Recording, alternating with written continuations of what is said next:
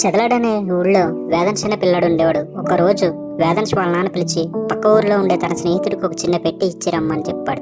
దాంతో వేదాంశ్ తన తండ్రి చెప్పిన గుర్తుల ప్రకారం పక్క ఊళ్ళో ఉండే స్నేహితుడి ఇంటికి వెళ్ళసాగాడు. దారిలో దొంగలు ఉంటారు, జాగ్రత్తగా వెళ్ళమని తండ్రి చెప్పాడు. ఇదే క్రమంలో వేదాంశ్కి తన వెనకాల ఎవరో వస్తున్నట్లుగా అడుగులు చప్పుడు వినిపించింది.